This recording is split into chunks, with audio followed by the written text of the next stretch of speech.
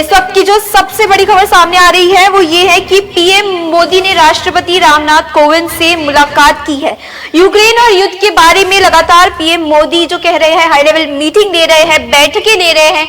पिछले 2 दिनों से लगातार पीएम मोदी बैठकें ले रहे हैं और इसके बाद आज एक बार फिर पीएम मोदी ने राष्ट्रपति रामनाथ कोविंद से मुलाकात की और यूक्रेन और रूस के बारे में जो युद्ध चल रहा है उसके बारे में चर्चा हुई है। और सबसे बड़ी बात, भारतीयों को कैसे निकाला जाए, भारतीयों को यूक्रेन में जो भी भारतीय फंसे हैं उन्हें कैसे वहां से निकाला जाए, ये लगातार पीएम मोदी ने चर्चा की है। कल भी पीएम मोदी ने ऐलान किया था कि ऑपरेशन गंगा के तहत सभी भारतीयों को यूक्रेन से निकाला जाएगा। भारतीय छात्रों को लगातार वहां से निकालने का प्रयास जारी है। मुंबई और दिल्ली में 2 दिनों पहले ही 470 छात्र सुरक्षित वापस लौटे हैं और इसके बाद अब एक बार फिर आज पीएम नरेंद्र मोदी ने इस मामले को गंभीरता से लेते हुए, क्योंकि आज 6वां दिन है लगातार यूक्रेन और रूस दोनों ही झुकने को तैयार नहीं है, दोनों के बीच में लगातार युद्ध जारी है और इसी को देखते हुए पीएम मोदी भारतीयों की सुरक्षा में कोई भी चूक नहीं बरतना चाहते और इस वजह से पीएम मोदी ने आज राष्ट्रपति रामनाथ कोविंद से मुलाकात की। यूक्रेन और रूस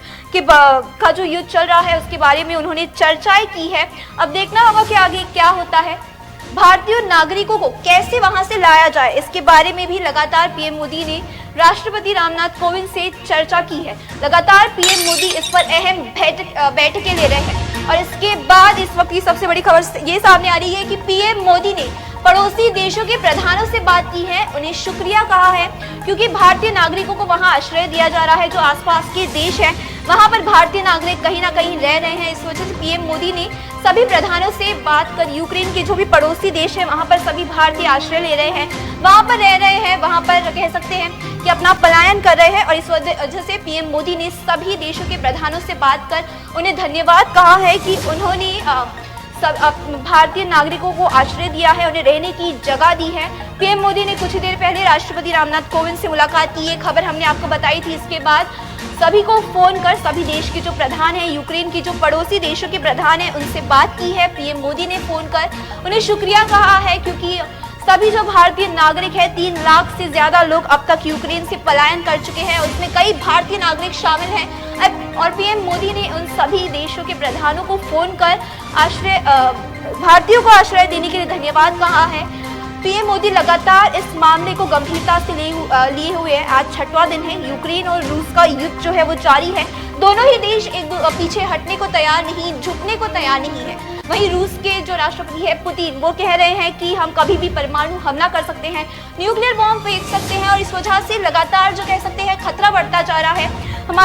लगातार जो पूरा देश है वो लगातार उन पर खतरा बढ़ता जा रहा है। वहीं रूस पर कई देशों ने प्रतिबंध भी लगा दिए हैं। रूस के खिलाफ रूस के सोशल मीडिया पर कई देशों ने प्रतिबंध लगा दिए हैं। अमेरिका ने यूट्यूब, फेसबुक, ट्विटर, इंस्टाग्राम सभी सोशल साइट्स को बैन कर दिया है और इसके बाद पीएम मोदी ने कुछ ही देर पहले राष्ट्रपति रामनाथ कोविंद से मुलाकात की और फिर आज पीएम मोदी ने सभी प्रधानों से, सभी देश के जो प्रधान हैं उनसे चर्चा की है, उनसे फोन पर बातचीत की है और उन्हें धन्यवाद कहा है कि उन्होंने भारतीय नागरिकों को आश्रय दिया, उन्होंने भारतीय नागरिकों को वहां रहने के लिए जगह दी। आपको बता दें कि 18,000 से ज्यादा भारतीय जो है वो इस वक्त यूक्रेन में फंसे हुए हैं। कई छात्र हैं, कई ऐसे वीडियोस भी हमारे सामने आए थे जहां भारतीयों के साथ रूसी नागरिकों ने बर्बरता की थी, उन्हें पीटा था, उनके साथ धक्का मुक्की की थी।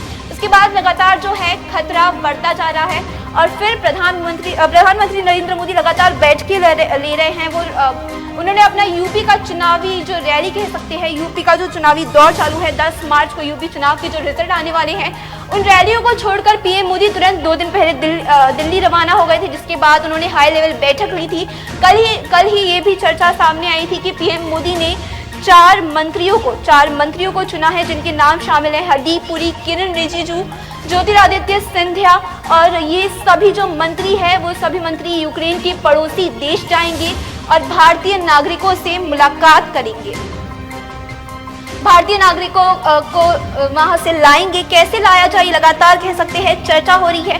पीएम मोदी ने राष्ट्रपति रामनाथ कोविंद से आज मुलाकात की। यूक्रेन और रूस के युद्ध में जो फंसे छात्र हैं, वहां पर जो छात्र फंसे हैं वो लगातार परेशानी में हैं। उनके खाने की व्यवस्था कैसे करी जाए, इन सब पर लगातार कह सकते हैं कि बातचीत जारी है। इसी बीच दोनों देश किसी भी तरह से झुकने को तैयार नहीं है, पीछे हटने को तैयार नहीं है।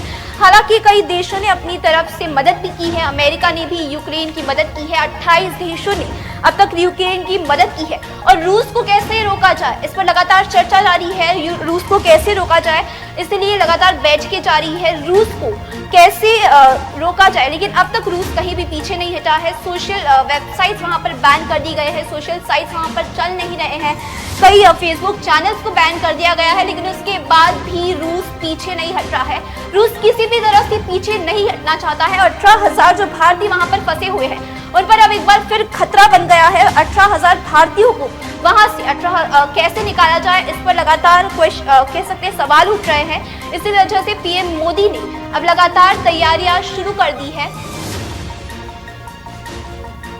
पीएम मोदी ने अब लगातार तैयारियां शुरू कर दी है। उन्होंने साफ साफ निर्देश दे दिया है कि भारतीय नागरिकों को, भारतीय जो भी वहां पर फंसे हैं, उन्हें किसी भी हालात में वहां से निकाला जाए। राष्ट्रपति रामनाथ कोविंद से कुछ ही देर पहले उन्होंने मुलाकात की। सभी जो मंत्री हैं वो वहां पर शामिल हैं और उन्हें कैसे निकाला जाए इस पर चर्चा हुई है। और उसके बाद आपको बता दें कि सभी जो देशवासी हैं, यूक्रेन की जो पड़ोसी देश है जहां भारतीय नागरिकों ने पलायन किया है, कहा जा रहा है कि यूक्रेन से अब तक 3 लाख से ज्यादा नागरिकों ने पलायन किया है। तो जो भारतीय नागरिक जो पलायन कर रहे हैं, यूक्रेन के पड़ोसी देश जा रहे हैं, उन्हें रखने के लिए पीएम मोदी ने सभी प्रधानों से बात कर उनका धन्यवाद दिया है।